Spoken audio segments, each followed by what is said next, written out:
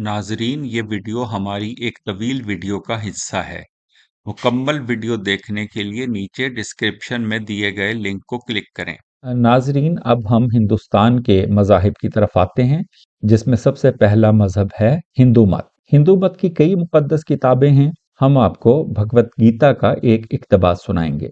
गीता कृष्ण जी की वो गुफ्तगू है जो उन्होंने अर्जुन से महाभारत के मैदान में की। मुकद्दस आका ने फरमाया, तू उन चीजों के लिए गमज़दा है जिनके लिए गम करना मुनासिब नहीं, और आलिमों की सी बातें करता है, लेकिन अक्लमंद ना तो जिंदों के लिए गम करते हैं ना मुर्दों के लिए। मैं कभी अदम मौजूद ना था, ना तू, ना ये राजा गैर मौजूद थे, और ना हम में कोई इसके बाद फना होगा। हम सब गैर फानी हैं। जिस तरह जिस्म बचपन, जवानी और बुढ़ापा आता है या रूह पर असर करता है, इसी तरह वो दूसरे जिस्म में मुंतकिल होता है। अक्लमंद इंसान इस पर रंज नहीं करता।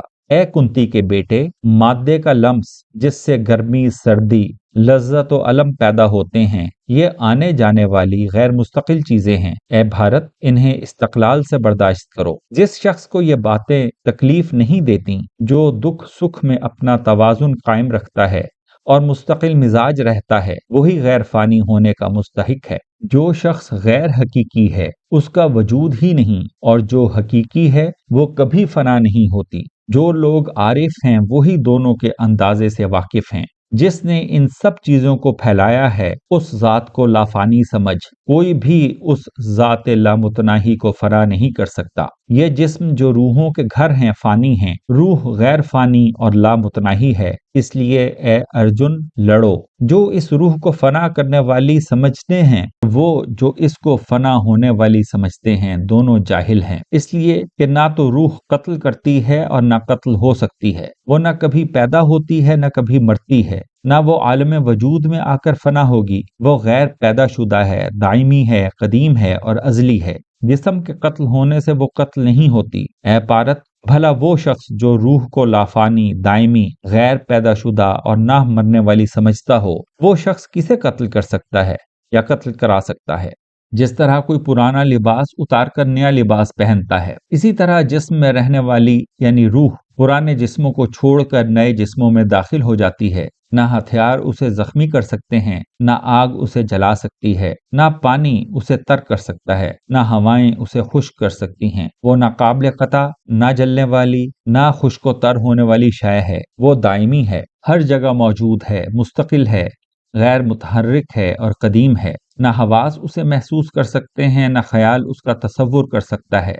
वो गैर मुबद्दल है, लिहाजा उसे ऐसा समझकर तुझे उसके वास्ते गम न करना चाहिए। और अगर तू समझता है कि वो हमेशा जिस्म के साथ पैदा होती और मरती है, तब भी तेरे लिए ज़ेबा नहीं है कि तू उसके लिए रंज करे। ए जबरदस्त मुसल्लाह, इसलिए कि जो पैदा हुआ है वो यकीनन मरेगा, और जो मरेगा वो यकीनन पैदा होगा। लिहाजा तेरे लिए ऐसी चीज पर रंज करना फजूल है जो किसी के बस की बात नहीं है।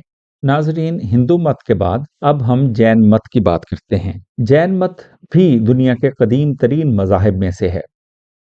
जैन मत की मुकद्दस किताब अकारंगा सुतरा में से एक मुख्तसर इक़्तिबास पेश खिदमत है। अपने दुश्मन कर्मा से लड़ो जो तुम्हारी रूह में बैठा है। दूसरों से लड़कर तुम क्या हासिल करोगे? बुरी चीजों के खिलाफ लड़ने के काबिल असला हासिल करना दर हकीकत मुश्किल है। रूहानी दुश्मनों के खिलाफ लड़ने के लिए जो असलहा चाहिए, वो प्रभु तीर्थंकरास ने सासना में बता रखा है। वो है मंतकी इल्म, मंतकी इदराक और मंतकी तर्ज अमल।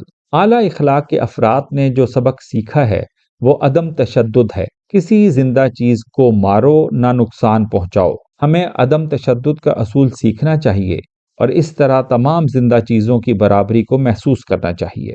नाजरीन, अब हम बुद्ध मत के मुतल्लिक बात करते हैं। बुद्ध मत के बानी महात्मा बुद्ध हैं, जिनका असल नाम सिद्धार्था है। सिद्धार्था कोई 500 कबल मसीह में पैदा हुए थे। यहाँ मैं बुद्ध मत की मुकद्दस किताब धम्मपद से एक इक़्तिबास पेश करूंगा। धम्मपद महात्मा बुद्ध के अकवाल की किताब है। ये इक़्तिबास धम्मपद के बाब नंबर 6 से पेश किया जा रहा है। अगर किसी को वो आदमी मिलता है जो खामियों की निशानदेही करे और इनकी तसीह करे, تو ایسے سمجھدار اور دانشمند آدمی کی پیروی کرنی چاہیے، کیونکہ وہ چھپے ہوئے رازوں کی رہنمائی کرے گا۔ ایسے دانشمند کو خبردار کرنے، تعلیم دینے اور غلط باتوں سے روکنے کی آزادی دو، کیونکہ وہ اچھائی سے پیار کرتا ہے اور برائی سے نفرت۔ برے ساتھیوں سے تعلق نہ بناؤ، برے کے ساتھی نہ بنو، اچھے دوستوں سے تعلق بناؤ، شرفا کو ساتھی بناؤ۔ جو شخص خود کو سچائی کے پانی سے سیراب کرتا ہے، مطمئن دل کے ساتھ خوش رہتا ہے۔ سمجھدار آدمی ہمیشہ اس سچائی سے خوشی پاتا ہے جس کی بدھ نے تعلیم دی۔ آبپاشی کرنے والے دریاؤں پر بند باندھتے ہیں، تیر بنانے والے تیروں کو سیدھا کرتے ہیں، بڑھئی لکڑی کو بناتے سنوارتے ہیں، اور دانشمند خود کو کنٹرول کرتے ہیں۔ جیسے ایک مضبوط چٹان طوفان کا مقابلہ کرتی ہے، ایسے ہی دانشمند تعریف یا تنقید سے متاثر نہیں ہوتے۔ بدھ کی تعلیمات پا کر دانشمند تزکیہ پاتے ہیں، جیسے ایک گہری، شفاف اور پرسکون جھیل۔ اگلا اقتباس گرو گرنتھ صاحب سے ہے۔ گرو گرنتھ صاحب سکھوں کی مقدس کتاب ہے۔ اس کا پہلا حصہ گرو ارجن نے لکھا تھا۔ اس کا اقتباس پیش خدمت ہے۔